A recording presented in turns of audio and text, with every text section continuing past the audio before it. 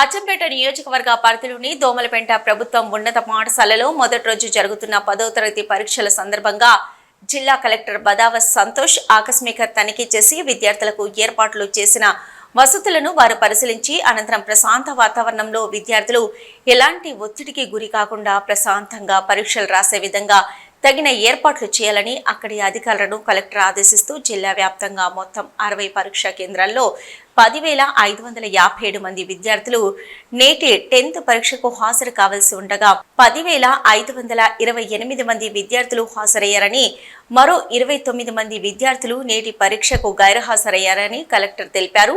అదేవిధంగా జిల్లా పరిషత్ బాలికల ఉన్నత పాఠశాల మరియు సిఎన్ఆర్ హై స్కూల్ అదేవిధంగా ప్రభుత్వ ఉన్నత పాఠశాలలో కొనసాగుతున్న పరీక్షా కేంద్రాలను డిఈఓ రమేష్ కుమార్ తో కలిసి అదనపు కలెక్టర్ పి అమరీందర్ తనిఖీ చేశారు. ఈ సందర్భంగా వారు మాట్లాడుతూ సెల్ ఫోన్లు ఇతర ఎలక్ట్రానిక్ పరికరాలను ఎగ్జామ్ సెంటర్లోకి అనుమతించొద్దని పరీక్షలు ప్రశాంతంగా జరిగేలా చూడాలన్నారు.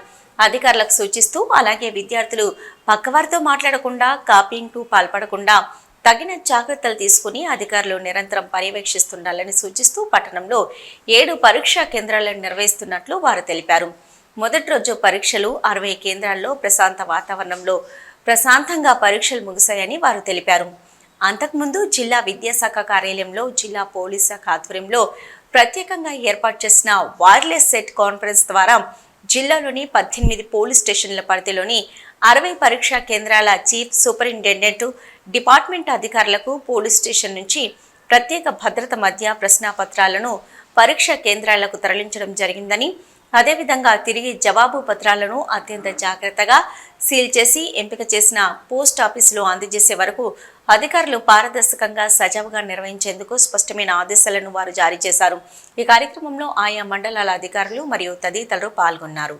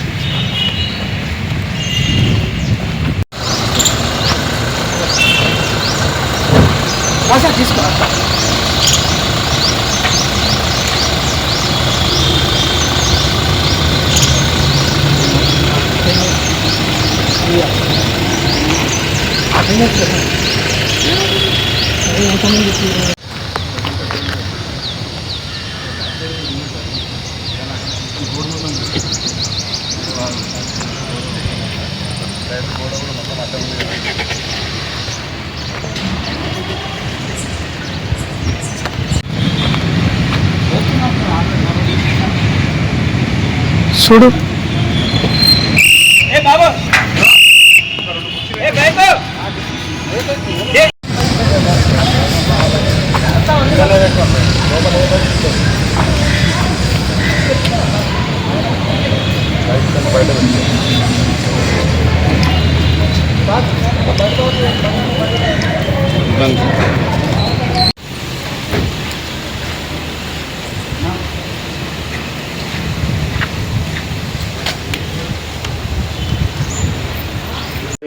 ఈ పేపర్ ఓపెన్ చేసేటప్పుడు క్లియర్గా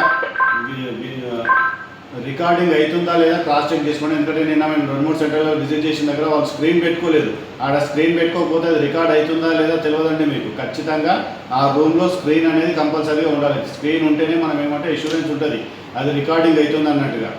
ఖచ్చితంగా స్క్రీన్ ఉండాలి, అది రికార్డ్ అవుతుందా లేదా వెరిఫై చేసుకోవాలి. వాళ్ళు రికార్డింగ్ కాకపోతే ఇమీడియట్గా మా నోటీస్కి తీసుకురావాలి. ఏ టైంకి ఓపెన్ చేస్తాము?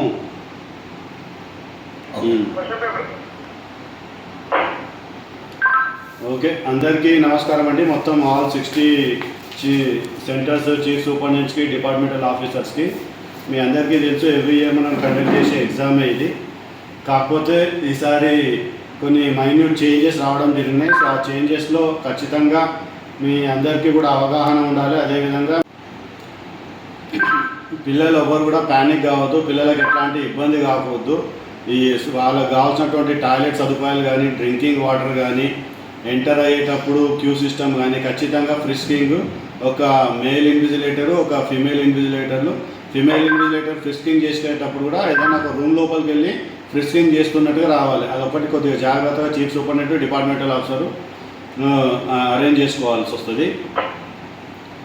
అదేవిధంగా ఏ వెహికల్ కూడా క్యాంపస్ లోపలికి రావద్దు. క్యాంపస్ లోపలికి వచ్చింది అంటే క్యాంపస్ లోపల ఆ వెహికల్ సెల్ ఫోన్స్ కానీ మీ ఇతర ఏమైనా ఇబ్బందికరమైన మెటీరియల్ పెట్టడానికి ఛాన్స్ ఉంటుంది. కాబట్టి ఇన్విజిలేటర్ వెహికల్స్ కానీ vehicles should be out side the premises of the examination centre only.